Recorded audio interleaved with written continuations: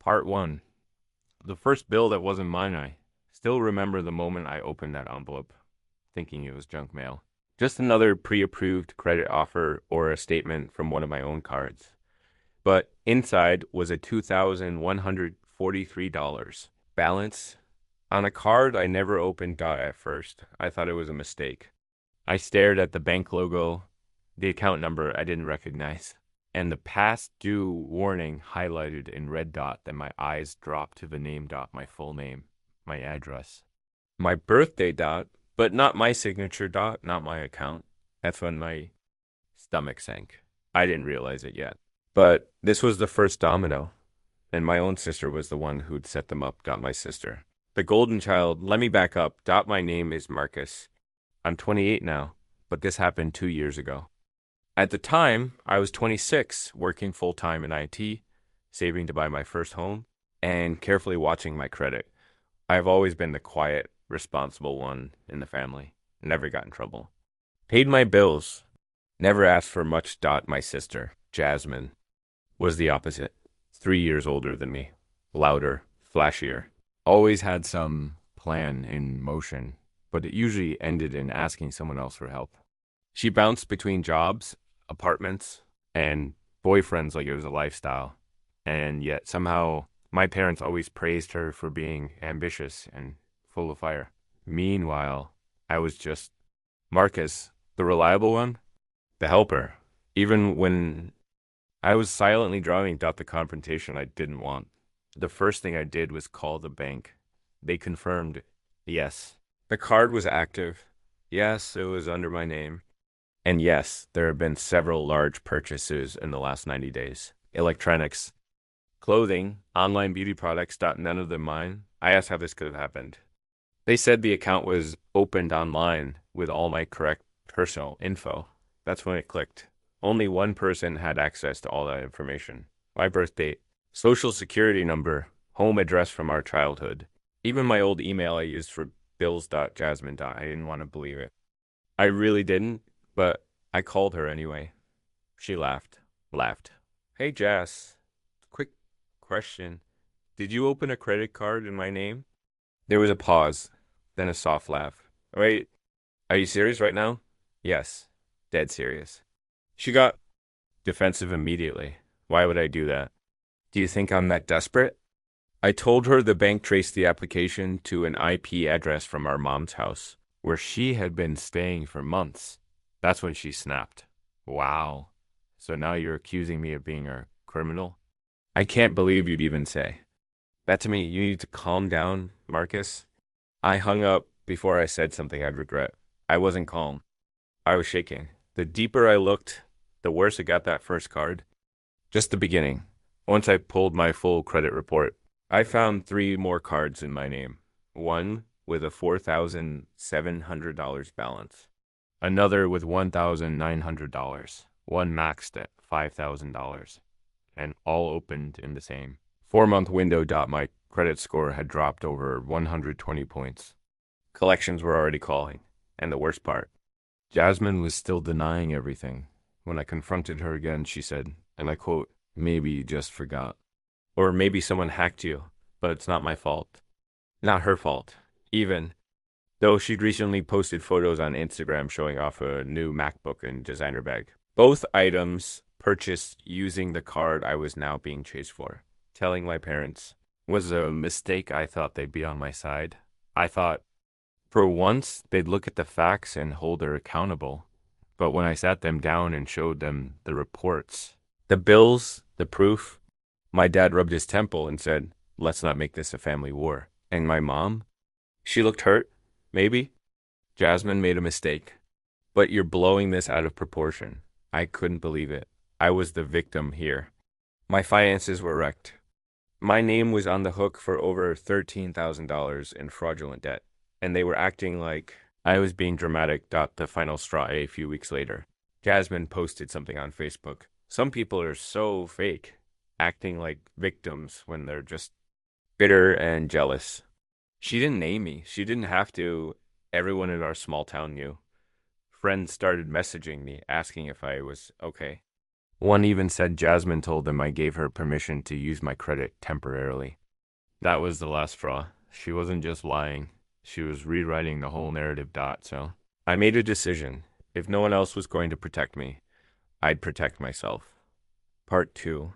No one was coming to save me the day I walked into a lawyer's office. I still felt like the villain in my own family story, not because I had done anything wrong, but because Jasmine had spun the narrative so well, so effortlessly, that even I was starting to second guess myself.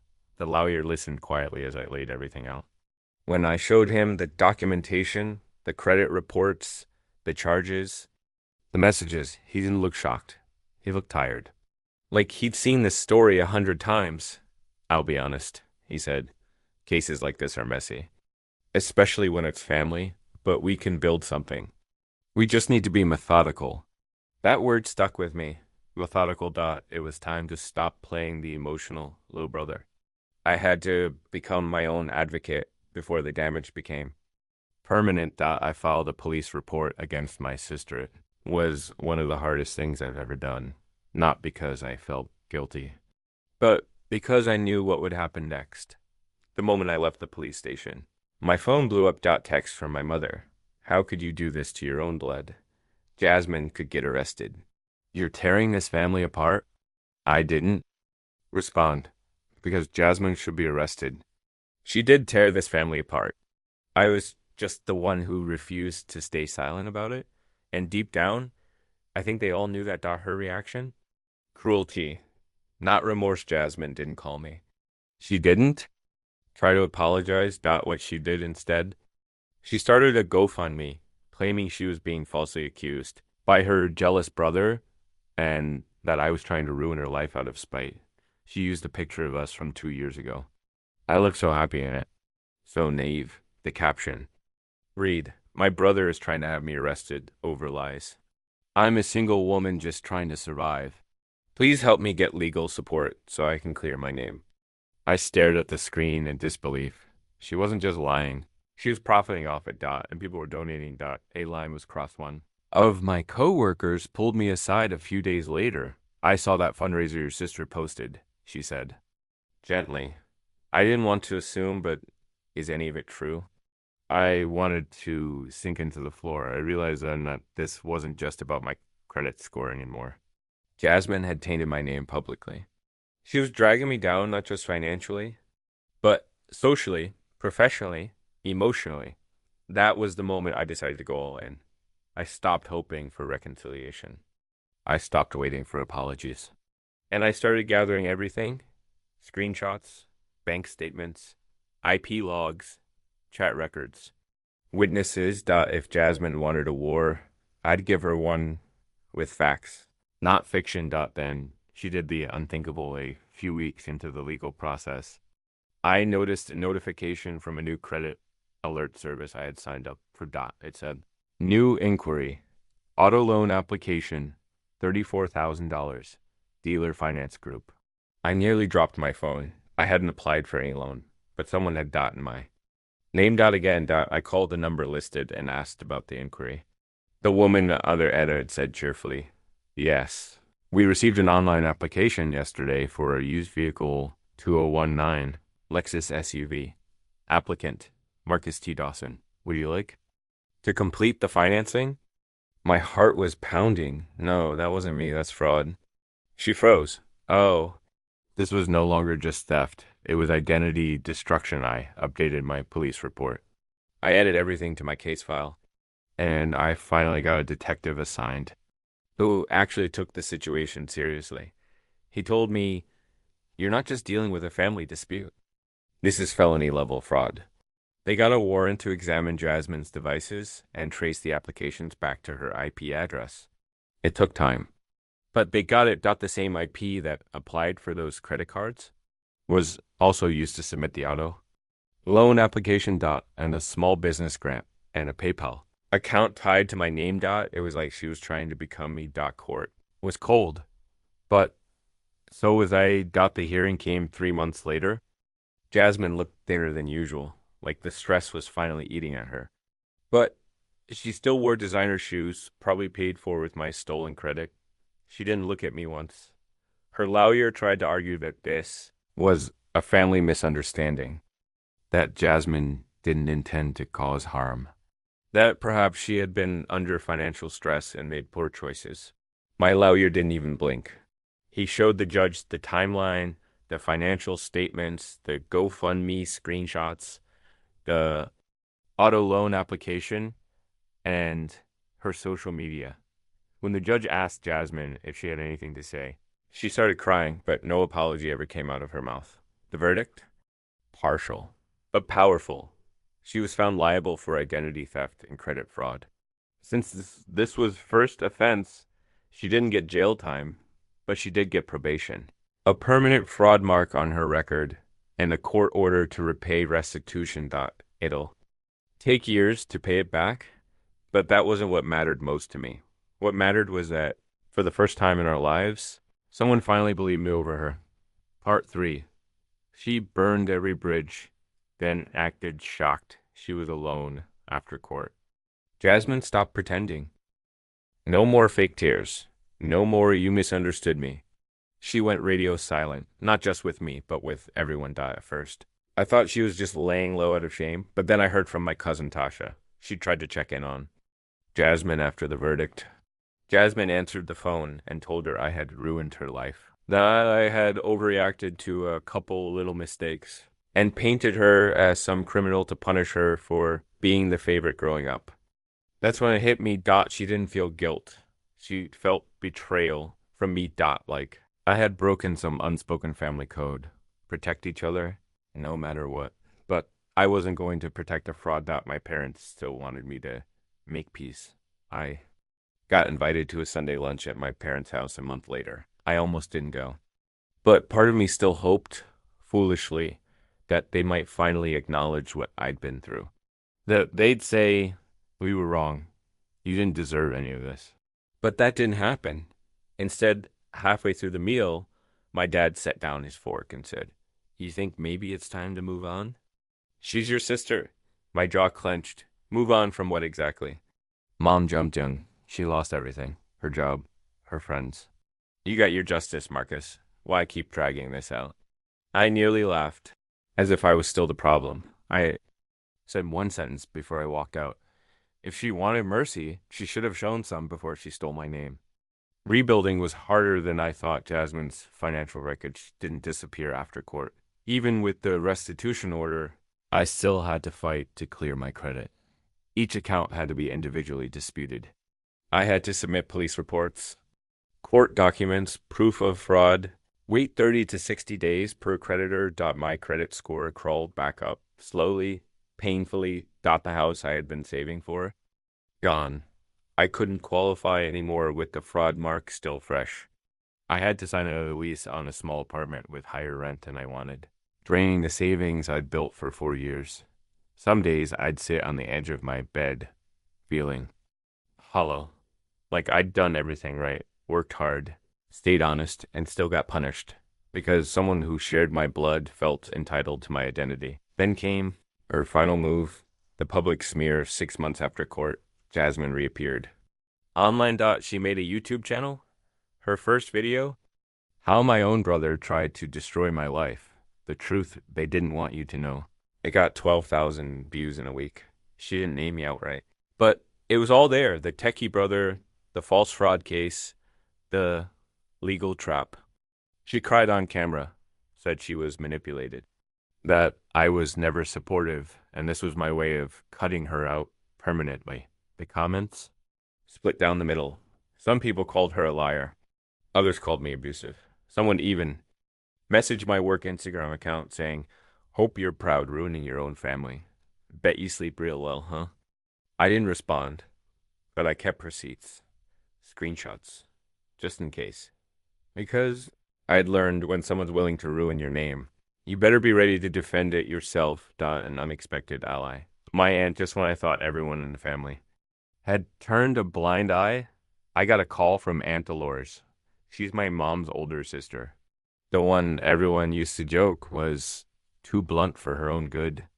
She left me a voicemail. "Marcus, I just want you to know, I see what's happening. I believe you. and I'm proud of you for standing up for yourself.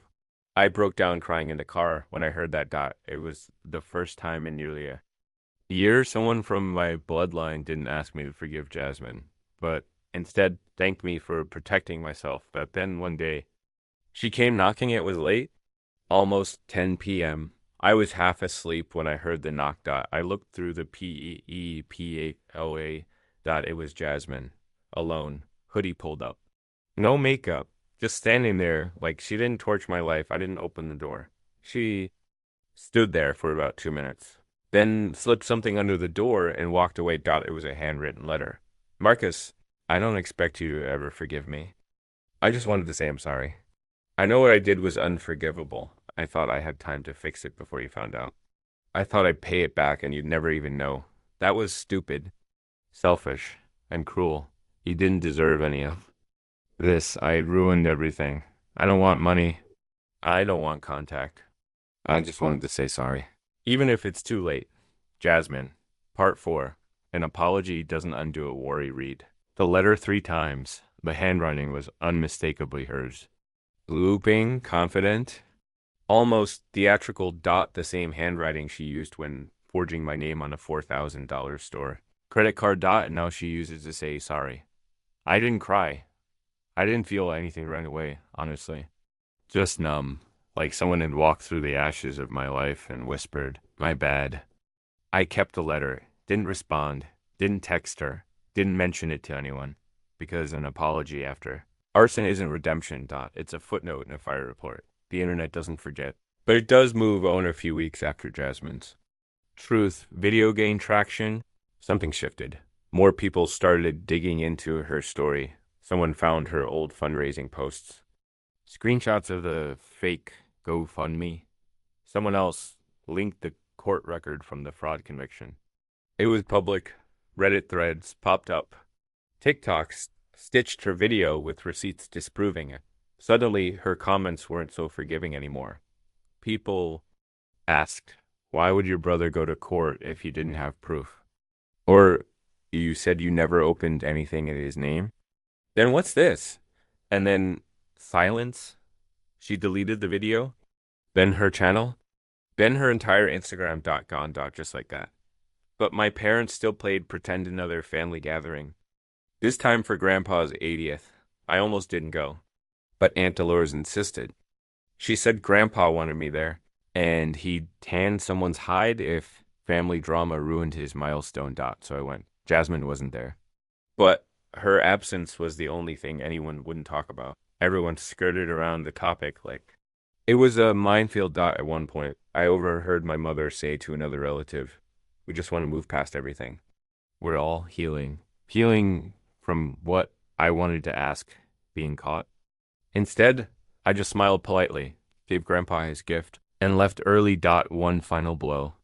And it wasn't from her 6 months later. I applied for a business loan. I had an idea I'd been working on for years, a mobile app tied to budgeting and credit tracking. Ironically, built from my own experiences with identity fraud. The banker looked over my paperwork and said, everything looks solid, but your credit history still flags a fraud marker. I was stunned. But that was resolved. I won the case. I've been rebuilding for over a year, she sighed. I believe you. But algorithms don't. It's technically a red flag, even if it's not your fault. That hit harder than I expected. It reminded me that damage lingers, even after the smoke clears, that no matter how strong you stand, some doors close forever because of someone else's choices. So I built my own door. I didn't get the bank loan. But I didn't give up either. I bootstrapped the app. Used my savings, freelanced on the side, found an angel investor who actually listened to the story behind the software. It took a year. But I launched it. It's not massive. But it's real. And people use it. And some even message me saying, I've been where you are. Thank you. Those words healed me more than anything Jasmine ever could have written. Because for once, the narrative wasn't about what she took. It was about what I rebuilt. Where things stand now. I haven't seen Jasmine since the night she slipped me that letter. I heard through Tasha that she moved out of state. Started going by her middle name. Works at a bar now. Quiet life. My mom sends me holiday texts. Neutral. Surface dash level. My dad barely speaks to me. But Aunt Dolores visits every other month. Sometimes we laugh about how wild things got. Other times we sit in silence and let that shared hurt float between. I'm in therapy. Still rebuilding credit. Still double checking. My mailbox for suspicious activity like a trauma reflex. But I'm alive. Stable. No longer gaslit. Silenced or financially sabotaged. And sometimes that's enough. Not every story. Ends with a full circle reconciliation. Not every sibling says, I forgive you. Not every parent learns how to put truth above image, but I walked through the worst thing I've ever faced and didn't let it break me. If someone out there needs to hear this, you can love your family and still protect yourself from them. You can be loyal and draw a line, and you can walk away from the people who set fire to your life and still come out of the smoke stronger than ever.